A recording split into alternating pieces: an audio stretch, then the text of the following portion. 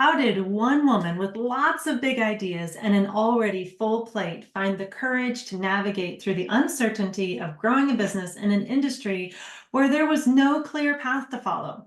Watch our latest Momentum Stories interview where I delve in with Janice Russell's journey from special education to becoming the Overwhelm Slayer. We'll check that out too. She's helping individuals manage their lives amidst challenging medical diagnoses and life transitions. In our conversation, Janice opens up about her unique path, which led her to rebrand her business to janicerussell.com and create her signature Overwhelm Slayer coaching program. Seriously, you're going to want to hear more about this. Discover the transformative decisions that drove Janice to focus on individuals dealing with brain-based disorders. That's like ADHD and depression and anxiety, autoimmune conditions, body-based issues, and how her personal and professional experiences equipped her to support others facing similar challenges. What pivotal moments influenced Janice's shift towards virtual coaching, and how did her background in special education play a role in this new direction? You're not going to want to miss this. Tune in as we dive deep in the transformative power of coaching, the struggle of managing health challenges, and the art of organizing life when everything changes. So let's get started. The big question is, how can you use your strengths and experiences to reach your goals while having a full plate or plates, maintain your sanity, make a big impact in the world, even when schedules are super busy and you feel like you're being pulled in a million directions? How is it you can stay motivated and not lose yourself or your why in your business in the first place? This is the question, and this podcast will explore the stories of seasoned entrepreneurs to find the answers. I'm Nettie Owens, and welcome to the Momentum Stories podcast.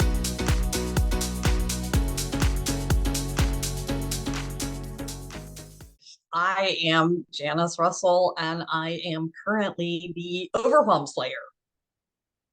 I help optimize your life after a diagnosis, medical diagnosis, whether it's like a friend who has ADHD and is being impacted by that, a neighbor who might have diabetes, a coworker who just discovered they had cancer, and I help them become successful with crossing off their to-dos, managing their paperwork or digital documents, of course, and optimizing their time. Excellent. This is all about telling your entrepreneurial story. And so I'd love for you to take us all the way back to the beginning. Like, what started you down this path? Okay. So the very beginning starts with being a special education teacher in Montgomery County, Maryland. Okay. And in year 9, I started becoming a little burned out and a little disillusioned, but I didn't know what else I would do. You know, I had a good job with a decent retirement, and what else was I trained to do? In year 11, I started hearing a lot of people go, "Oh, I'm only 5 years out from retirement." And I'm thinking, well, that doesn't sound very fun. At the same time, I discovered I was still 19 years from retirement, and I'm going, yeah, that's just not even going to work. And so I was very fortunate that in Rockville, they had a place called, I should have written it down. Anyway, it was a place where I could go and take lots of different trainings for very little money, which was very helpful. And so I quit at the end of the school year. And I actually went into a corporate position. It was a friend who actually helped me get that. It was not a known position. We wrote it up together, which was very different and interesting. It was an engineering firm, of which I am neither scientifically nor mathematically inclined. I was there as a soft skills person, so more about quality assurance and processes and things like that. So I did that for 2.33 years, according to my papers, when I got laid off after 9/11, like many other people. And I moved back to North Carolina, which is where I had grown up, and I had already been planning to move back anyway. So I moved back. I had a job with a consulting firm. After just a couple of months, I realized it was not for me. Mhm. And so in the middle of the downturn of 2002, not to be confused with the recession of 2008, um, um, honestly, I don't like to offend people at all, but I heard God tell me to quit and to start a business. And I that's knew offensive? nothing. Say that again. I said, that's offensive? Well, to some people, it might be the Mm. fact that, that I, you know, believe in God. I have prayers, I do prayer time, I do journaling time, things like that. And so some people might be like, how did you hear from God that you're supposed to, Mm. you know, but it's part of the story. So It is that's part why of I the share it, story and an important part of the story. So, and an important part of the yeah. story. And so I didn't know anything about running a business, which in hindsight was probably a very good thing. Because if I had known anything, I probably would have gone screaming in the other direction. Fortunately for me, as someone who's not a big risk taker, or at least one, then I'm getting a little bit better. I did have a backup plan because I was still certified in the state of Maryland as a special ed teacher. And I knew that if I needed to, though I did not want to, that Mhm. I could go straight into Wake County schools and they would have me in a classroom like the next day. So I did have a backup plan. Happily, I didn't need the backup plan. So I had known about the organizing industry. I'd heard about it. I'd read stories about it. I knew that it was a good profession or industry to complement my skills, not only from special education, but from my time in corporate, from my undergrad degree in psychology, my master's in education.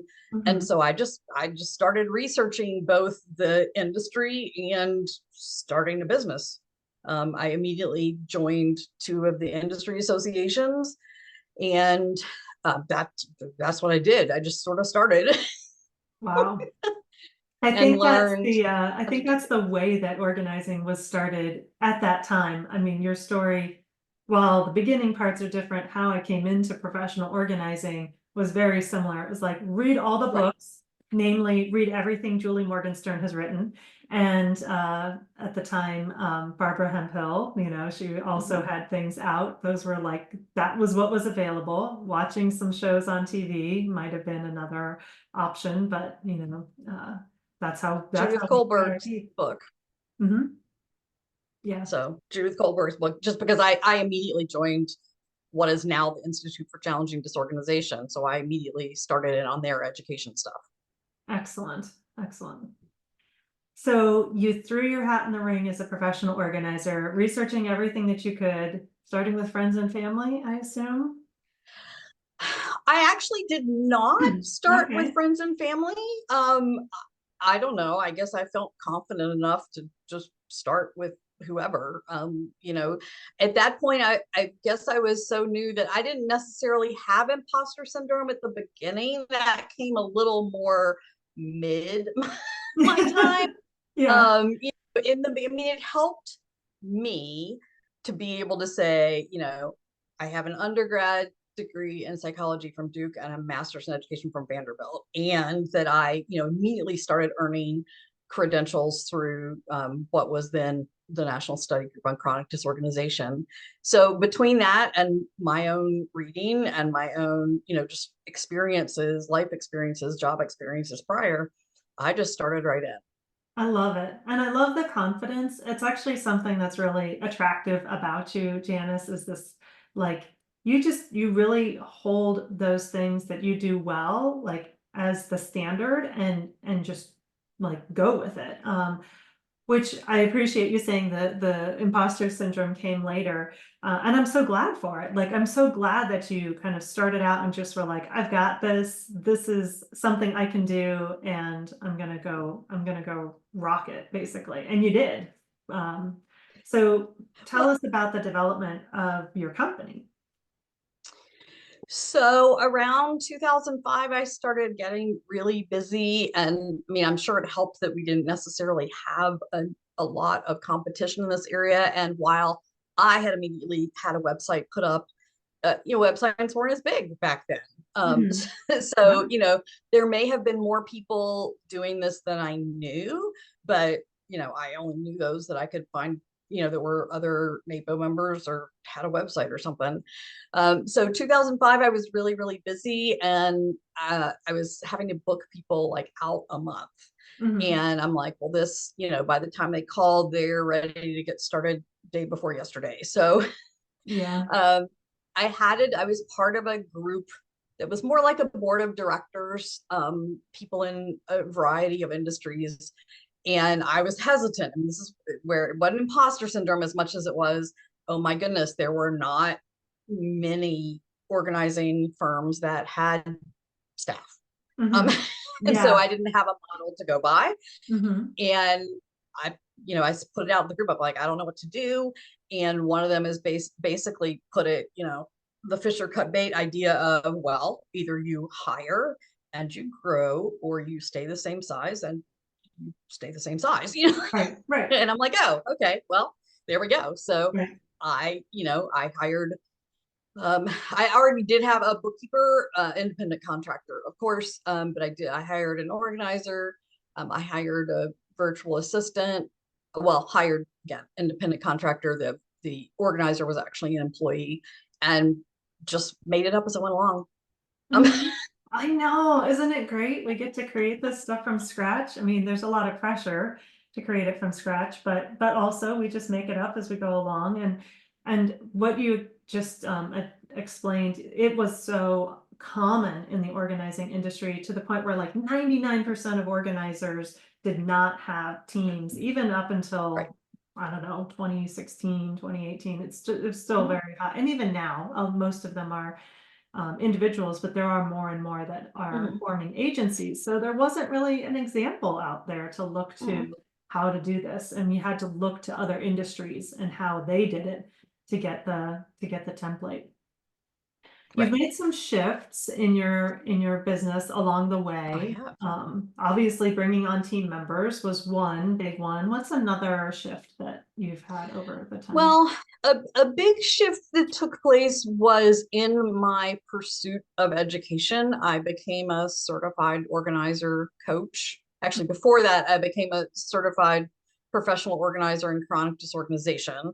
And that was 2005, I think. And then in 2010 or 2011, I became a certified organizer coach. And at that time, I really wanted to add organizing to the hands-on, I'm sorry, add coaching to the hands-on organizing, with the idea of eventually just doing the virtual coaching.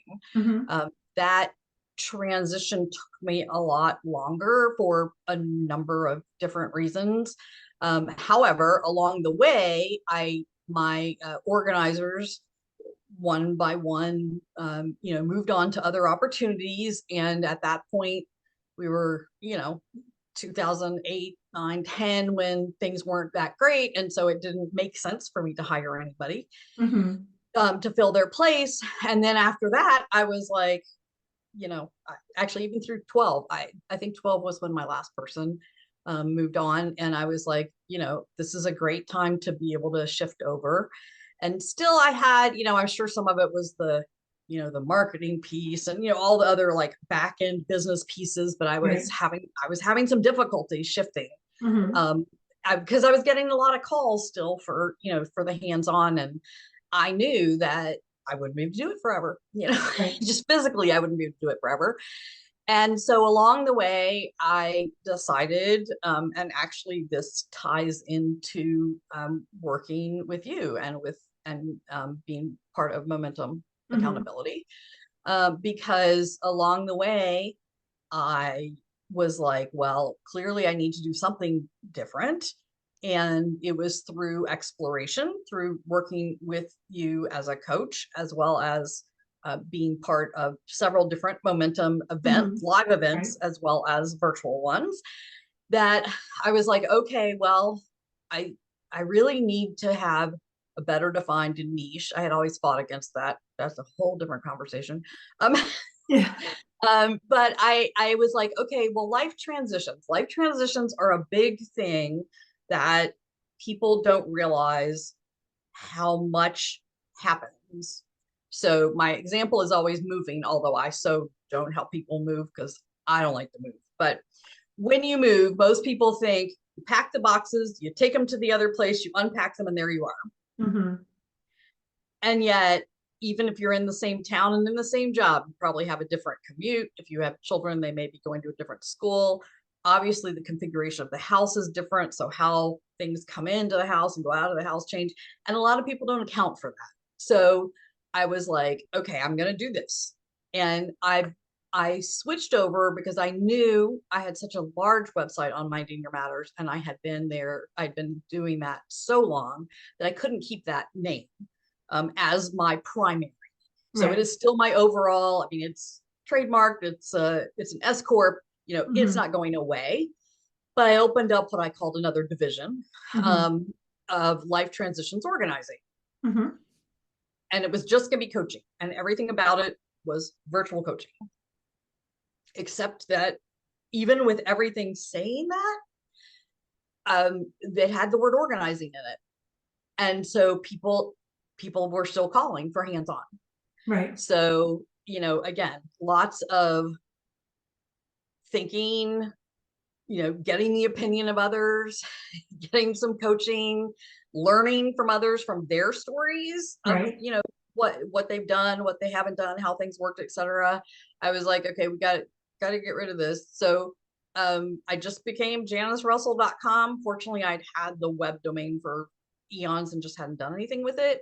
Mm-hmm. And so you know, I just basically, we, you know, from a back end standpoint, we copied the life transitions organizing and put it on the janicerussell.com. And then we went back and changed, you know, the branding and took out some of the content and, you know, made other changes. But that's what we did. That's what we did. And so it's so different. People can still see all the resources and everything on Minding Your Mm-hmm. Matters, but it's pretty obvious.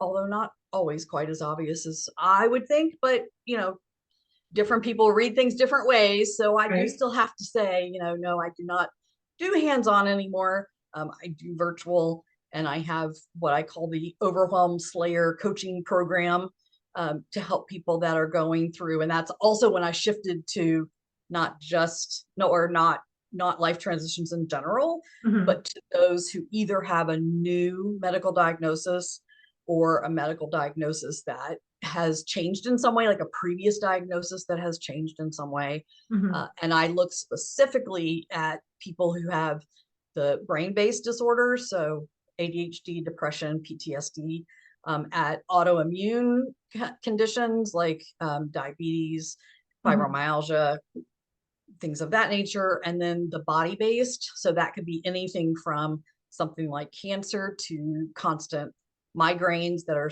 treatment resistant to, you know, just having a major surgery. So what gave you this deep interest in medical diagnosis as like the transition that's been so important for you? Why this topic?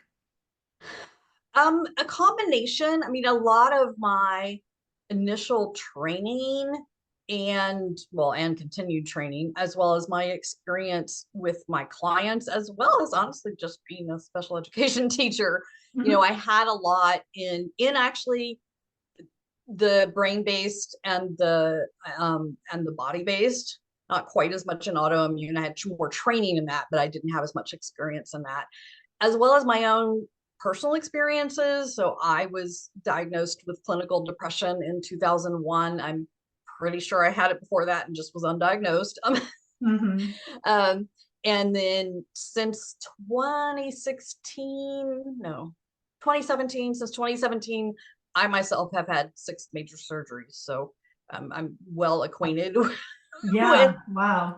that and with what it means, you know, whether it is a new diagnosis and you're having to go and get testing and having to have things figured out. There was something that I had that doesn't fall into either of those categories, and we never quite figured out what it was, but it did take a lot of doctor's appointments, a lot of tests. There was a lot of major fatigue, and you know, I realized that I'm fortunate because I'm pretty organized, so I could, Mhm. you know, I could add that to my schedule or shift things in my schedule, and I could take notes or type notes depending on Right. on what year it happened to be.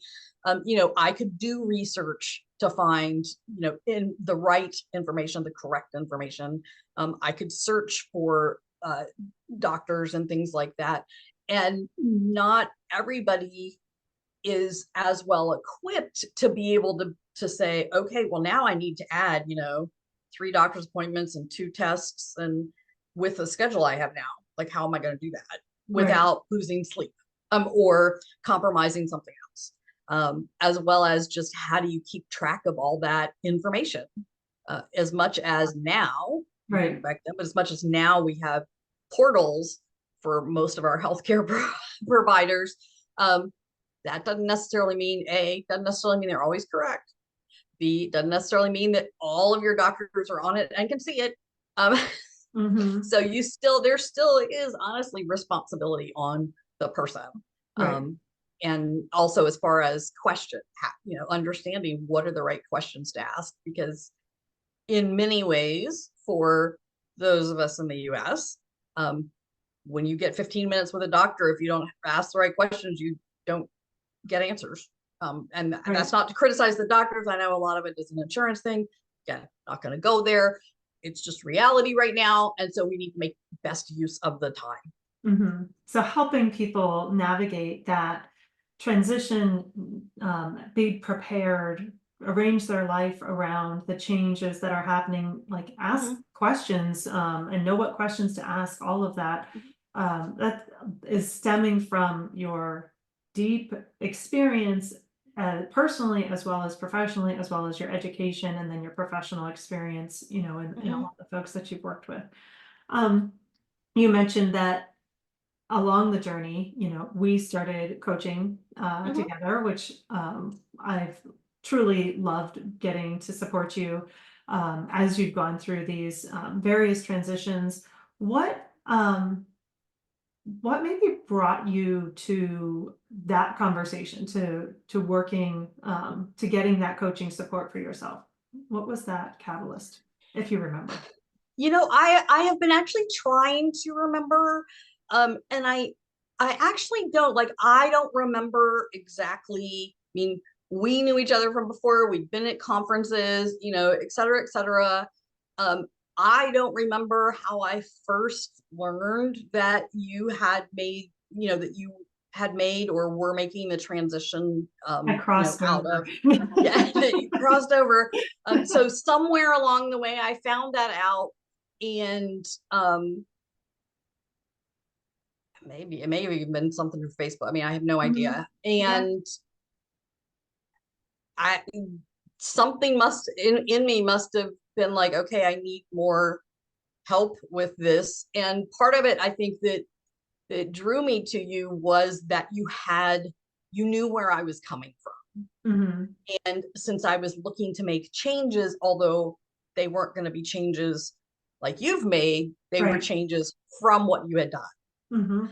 So, or at least in your immediate past, not previous times. And so I think that really appealed because there are not a lot of people that have had a similar experience, and especially in an industry that is, for which there's very little regulation, we'll say. So, I mean, you and I were both in educational associations and getting education. And again, that's something people don't have to do. It was really important to me. Obviously, it was important to you because you did it. So, Exactly. So that again is another piece of, it wasn't just somebody else in my industry, but somebody who had some of the same, some of the same experiences. I totally get that. I know for me, when I started coaching, like having a coach, seeing that they had alignment in either where I wanted to go or their background or something about their experience that I could draw from. Like when I found out that one of the coaches that I was working with also homeschool, that tipped the scales for me. I was like, okay, it's going to be hard to find a coach that homeschools, and this person has homeschooled, so they know what it's like to balance business and family and their education, and there's going to be different conversations that I can have because of that. So I appreciate, that that similarity was really important, or just finding that common ground. Um, can you share if there's anything that surprised you about, because we started coaching and then there were other programs and, events and things that you participated in. Was there anything about any of that that has kind of surprised you over the years? You didn't expect to participate in that way or receive a certain thing, or That's a any? good question. I think because I started coaching with you on the earlier side of when Mhm.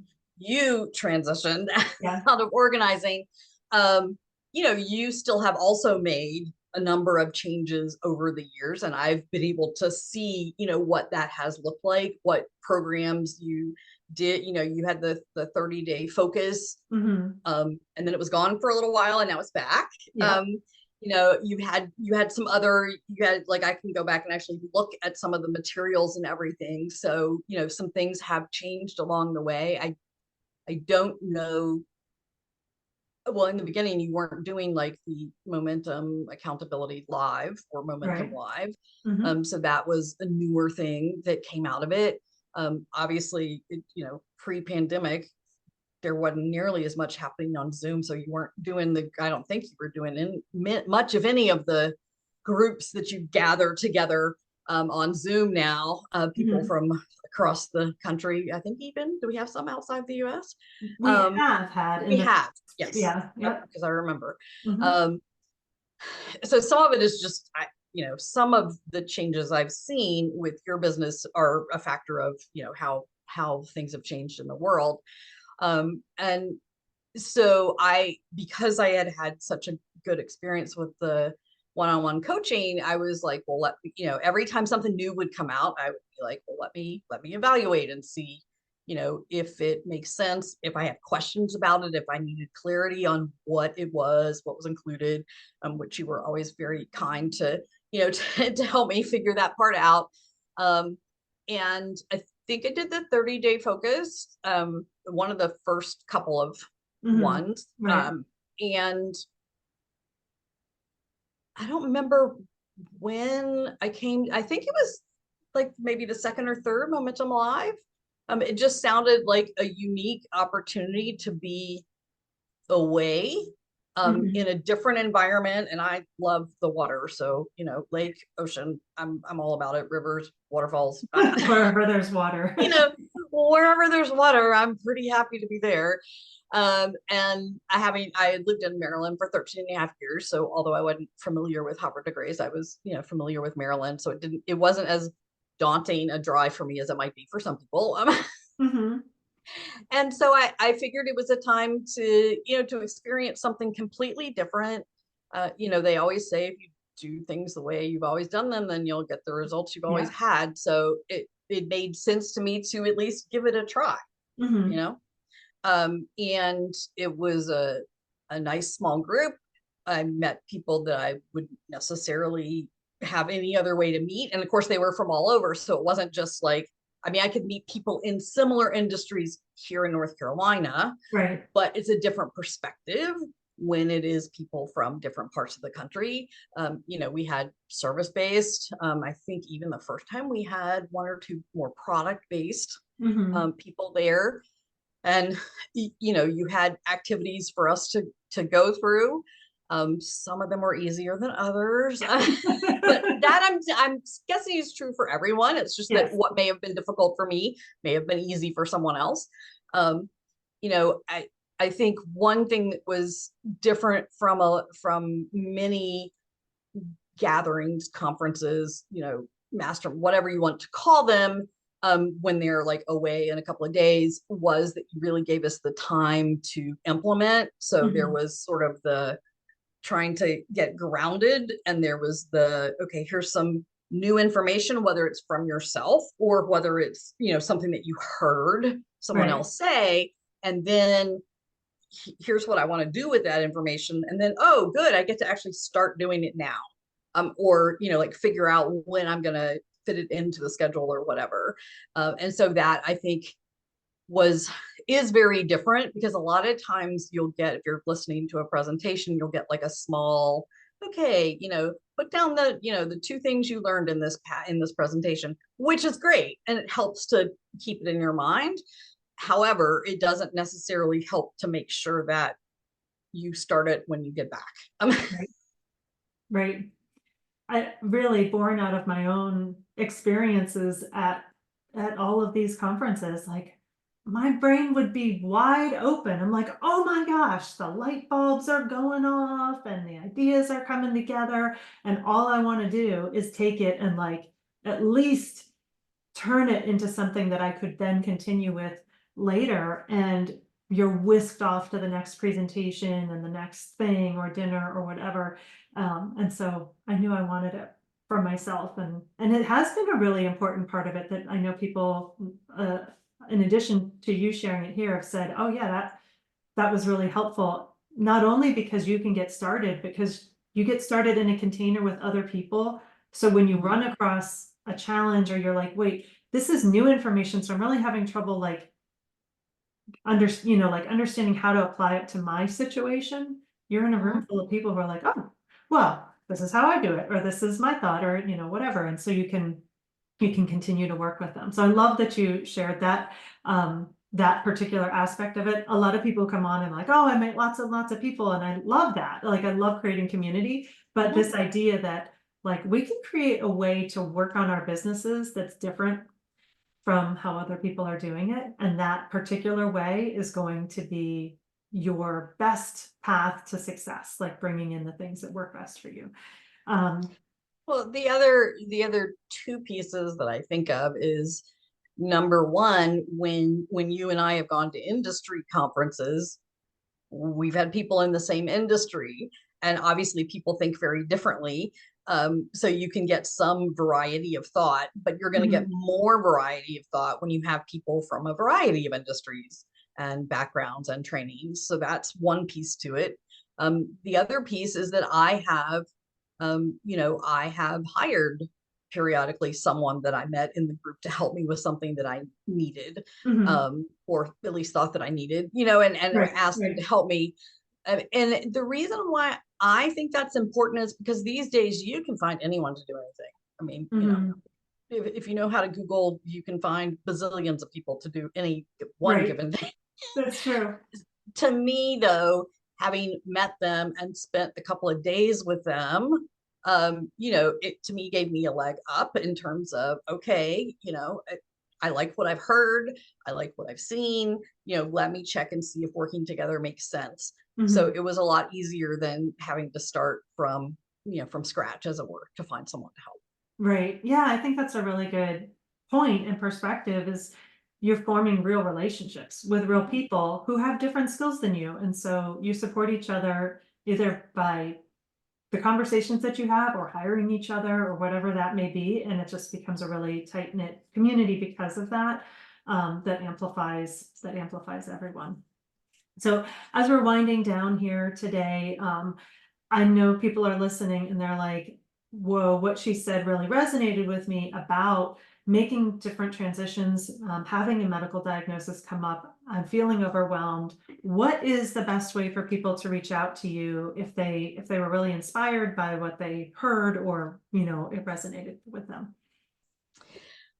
Well, like most people, I do have a website. It is just janicerussell.com. And since I know actually Janice can be spelled several different ways, it is Janice and Russell with two S's and two L's. And it is a .com. Mhm. And from there are ways to contact me. You can also find me on Facebook, LinkedIn, um, Instagram, mainly because my virtual assistant is awesome and and takes care of that. Excellent. I do also have, for anyone who is interested, a document called the Top 10 Ways to Manage Your Schedule When It's Disrupted by a Diagnosis. Ooh. This is a complimentary PDF, and the way to get that is to go to the bottom left corner of janicerussell.com, and you'll see a box that will tell you how to get that. Excellent. Well, I love that. And thank you so much for sharing it. I'm going to put a note here. that we can try and make sure people get pointed in that direction if they're looking for it. So top 10 ways to manage your time after a diagnosis, is that? When it's disrupted by a diagnosis. When it's disrupted by a diagnosis. Okay, cool. Yeah, Love because it. I'm very specific, because there is a difference between a new diagnosis and a diagnosis that maybe you've had for a while and something has changed. Maybe it's a Mhm. hormonal change, maybe it's another life transition that has impacted it. And so I cover both of those, the new ones Mhm. and the gosh, I've had it for a while, but now it's showing up for me differently, and I Yeah. don't like it. I don't like the way it's showing up now. I need some help. Yeah, and it's true because I mean there are some chronic kinds of things that suddenly become emergent, right? Not Mhm, necessarily that like um, you're in the emergency room, but emergent in that there are things that need to be dealt with now, or mhm, it's changing your schedule or how you interact with it. Um, mhm. yeah, I love that you look at it from both perspectives. Thank you, Janice, for coming and sharing your story. I hope you all will check out her resource and what she has to offer. As you can hear, she has been doing this for quite some time and has a ton of information and resources to share with you. If you are in that position where you've been disrupted by diagnosis, reach out, have a conversation, and I'm sure that your journey will be smoother if you work with Janice. Take care, everyone, and we'll see you next time. Thanks, Nettie. Folks, that was amazing. I'm so glad and so excited that I could bring Janice Russell to you today to hear her story. As you were listening, I wanted you to think about what if you could tap into your strengths and your experiences to reach your biggest goals? If you'd like to know, stick with me and I will share the resource that I've created that my clients are using to help them gain traction on their big ideas. But before you do, please, please make sure that you hit that subscribe button, share your big takeaway in the comments below, and then share this video with a friend who needs to hear it. All right, so not too long ago, I was working with a client to define her biggest goal. We got to one of my favorite questions. How will you apply your strengths to complete this goal? I was amazed because she was stumped. She had no idea how she could use her empathy, her leadership, and her communication skills to bring in more sales for her company. I could see it, but even as amazing as this client is, she just was blocked. So I went out and I decided I was going to make a tool that anyone could use to connect their strengths to the goals that they're working on. And I've made it accessible by going to creatingmomentumprogram.com/map, MAP.